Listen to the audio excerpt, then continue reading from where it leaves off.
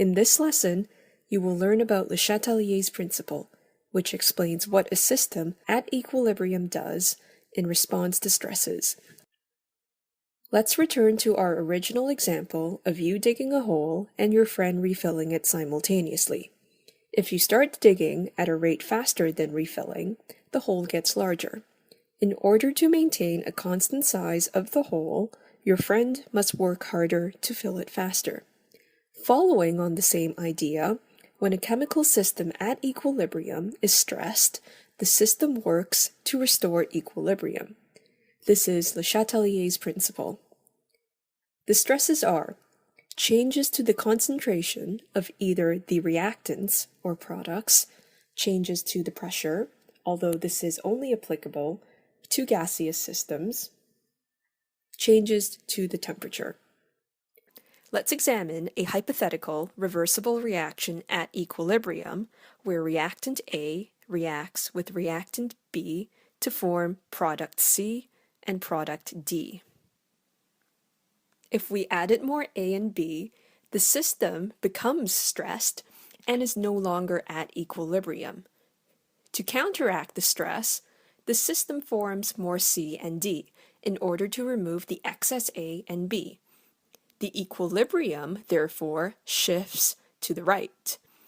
If we added more C and D, the system becomes stressed and is also no longer at equilibrium. So to counteract the stress, the system forms more A and B. Therefore, the equilibrium shifts to the left. What happens if we remove C and D as they are being produced, or if the concentration of C and D is decreased? Please pause the lesson to think about this and resume when you are done.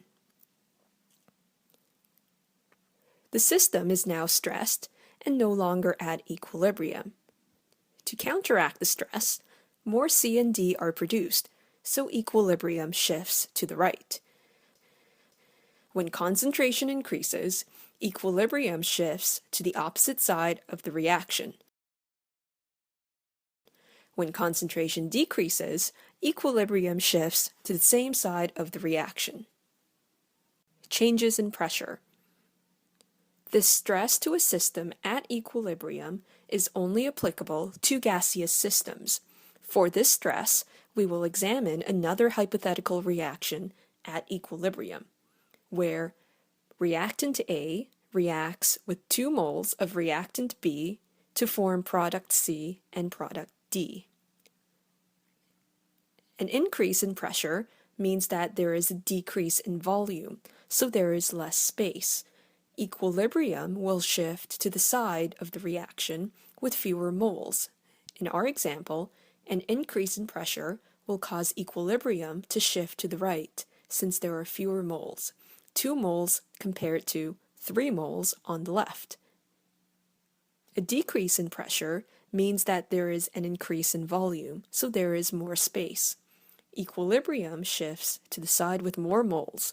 So in our example, equilibrium shifts to the left. So an increase in pressure favors the side with fewer moles, and a decrease in pressure favors the side with more moles. In our next lesson, you will learn about how a system works to restore equilibrium in response to changes in temperature.